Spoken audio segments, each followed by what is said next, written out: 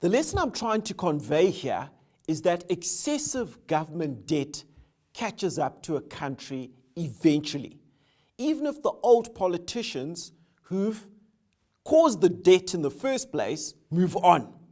Let's take a look at what happened in Zimbabwe.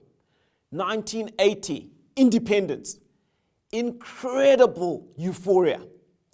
As a result of that, the government starts making substantial investments in public services. And the government runs deficits of around 5% from around 1980 to 1995. Now, what were the top expenditure items for the government? Education and healthcare. Now, any reasonable person realizes that those are good things, education and healthcare, but they didn't have the money, and the debt levels were going up rapidly.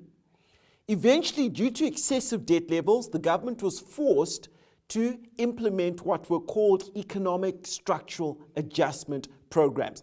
They had to borrow money from the World Bank and the IMF and implement these programs, which were very, very harsh because they forced the government to cut down its expenditure, but they had to cut down expenditure on social aspects, education, healthcare being the top ones.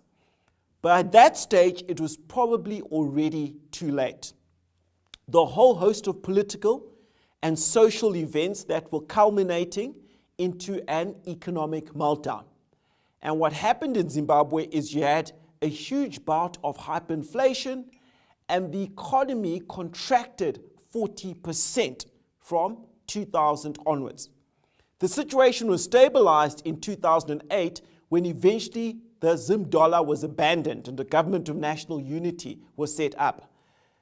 Zimbabwe is on the road to recovery now, but the excessive spending of the government, 5% deficits from the early 1980s up till the mid-1990s, are what caused a significant portion of that economic trauma.